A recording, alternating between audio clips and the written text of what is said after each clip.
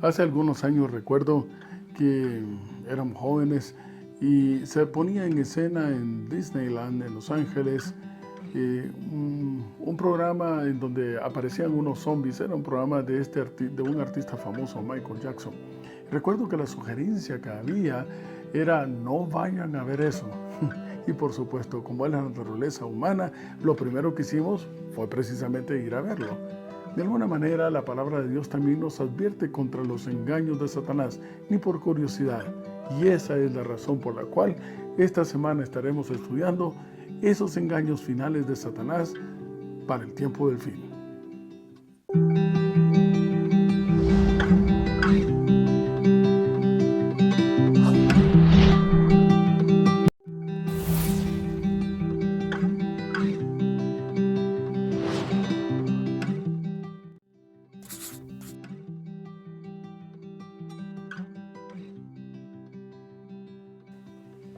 Y me encuentro buscando en el Nuevo Testamento, en el libro de 2 Corintios, en el capítulo 11 y el verso 14. 2 Corintios, capítulo 11 y verso 14. Y la palabra de Dios dice: no es maravilla, porque el mismo Satanás se disfraza como ángel de luz. Si tú esperabas que quizás se presentara con cuernos en una apariencia bastante horrible y con cola, pues por supuesto que lo rechazarías de inmediato. Además, las comunidades indígenas en el occidente de nuestro país, en Guatemala, creen en muchísimas leyendas de las cuales aprovecha el enemigo para poderle dar forma y realidad. El cadejo, la llorona, qué sé yo, el sombrerón. Pues bien, este es un truco bastante antiguo, ya desde el tiempo del Jardín del Edén. Se le presenta a Jesús en la tentación. En Mateo capítulo 4, del verso 1 al 10, podemos encontrar este relato. Hasta que en determinado instante algo le era familiar a Jesús ver a un ángel. Por supuesto, no se presentó Satanás como tal. Sin embargo, entonces Jesús tiene que negar lo que sus testigos están percibiendo. Y se circunscribe a un escrito está. Por supuesto, porque aun cuando pasen los cielos y la tierra, su palabra no pasará. Es de carácter eterno. Esa relación íntima con su Padre era lo que lo podía hacer discernir entre lo que es correcto y lo que es incorrecto. Qué difícil, ¿verdad?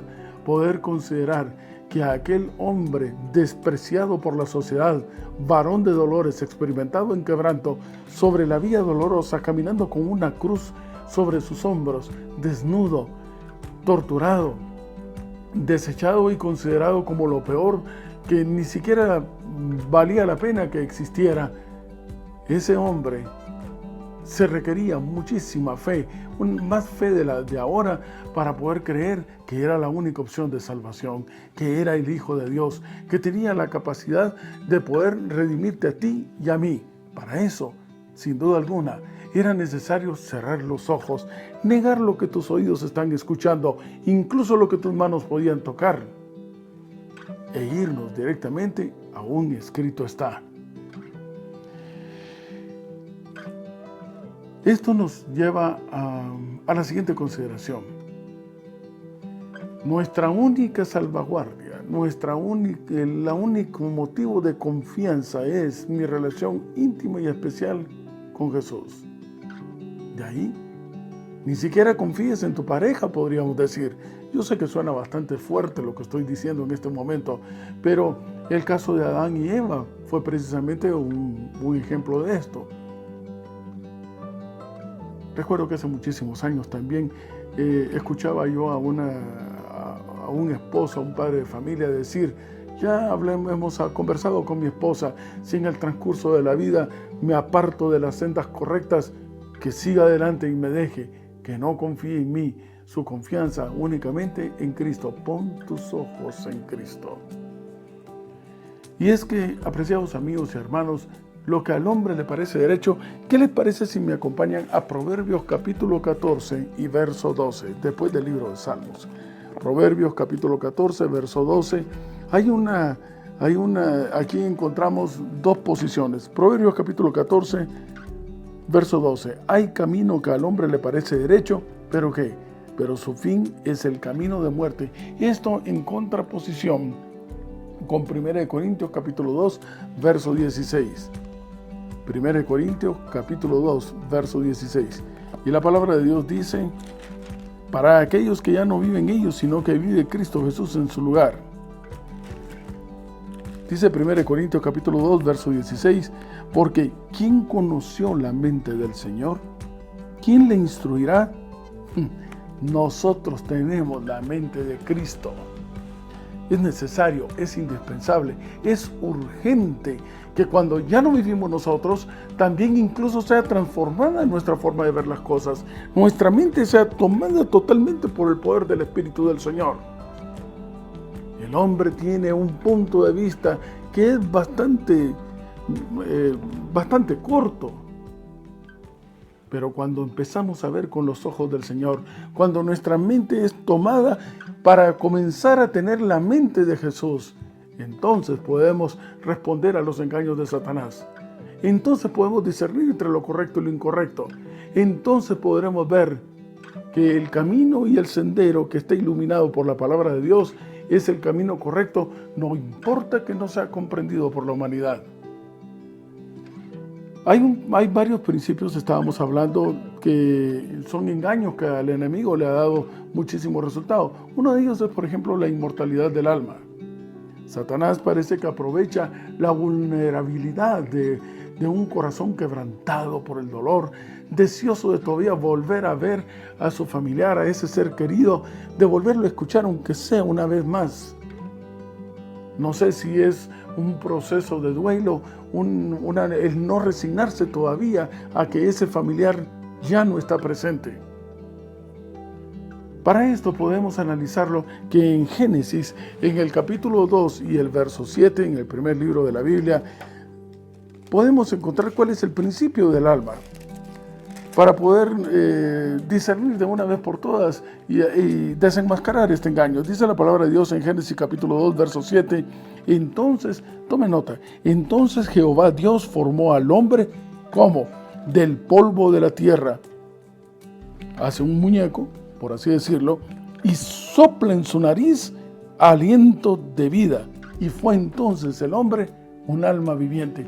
El resultado de ser un alma viviente es la unión del Espíritu de Dios, del soplo de vida, Él que es la única fuente de energía, con aquel muñeco de barro, por supuesto.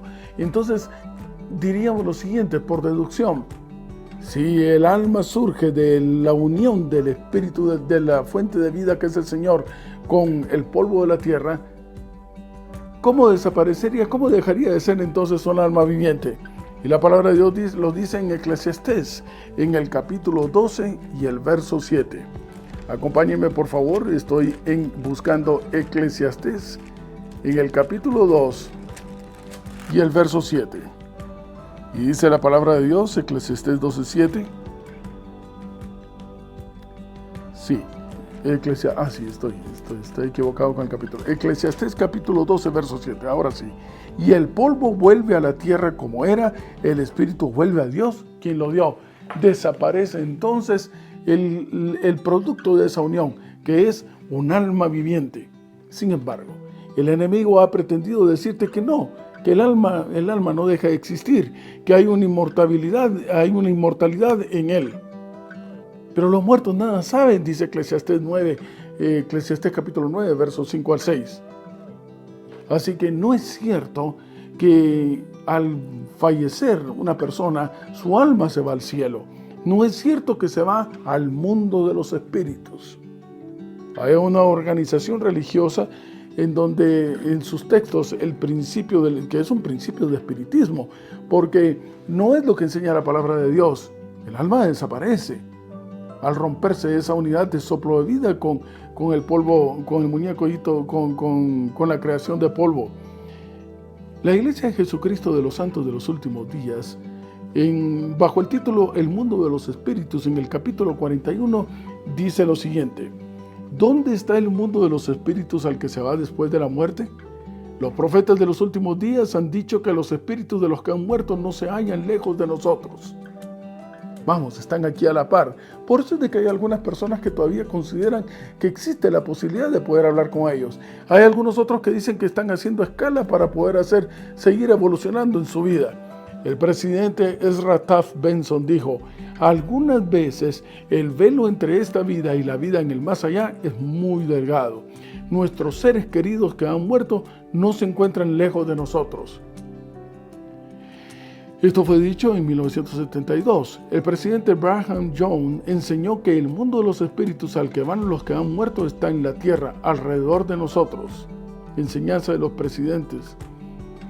Apreciados amigos y hermanos, en contraproducencia a lo que dice la palabra de Dios, el fundador máximo de la iglesia de los santos de los últimos días, José Smith, decía él de que hay un mundo que es espiritual y que todas las cosas de alguna manera ya existían y que son tan eternas el espíritu como eterno es Dios. Apreciados amigos y hermanos, la palabra de Dios, la segura palabra profética, dice que Él es el creador de todas las cosas. El alma no es inmortal. El alma es producto únicamente, insisto una vez más, de la unión del soplo de vida que viene de Dios, que es el creador, con aquel muñeco de tierra, de barro. Y que una vez esto desaparece, los muertos nada saben y en Él no se encuentra más memoria hasta el día en que venga el Señor y reconstruya molécula por molécula a cada uno de nosotros.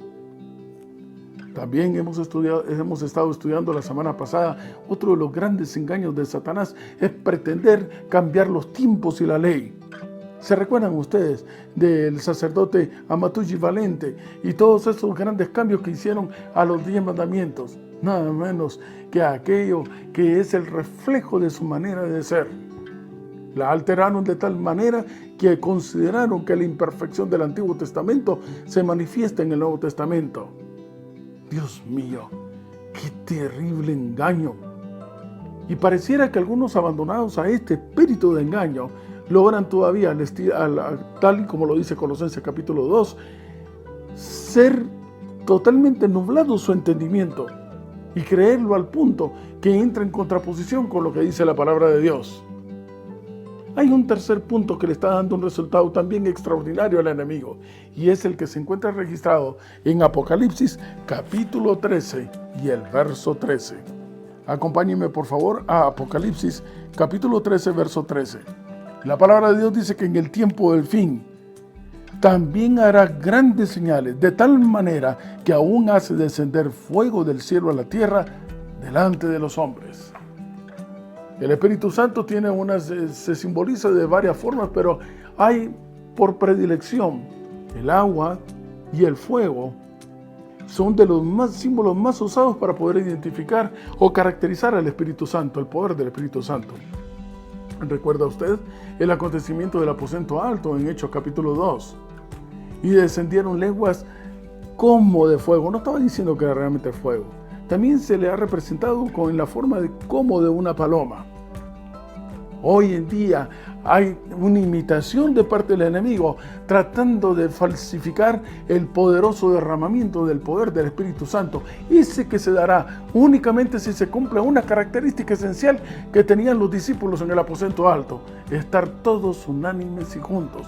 Algo que se logra únicamente cuando ya no vivimos nosotros, sino que vive Jesús en nuestro lugar.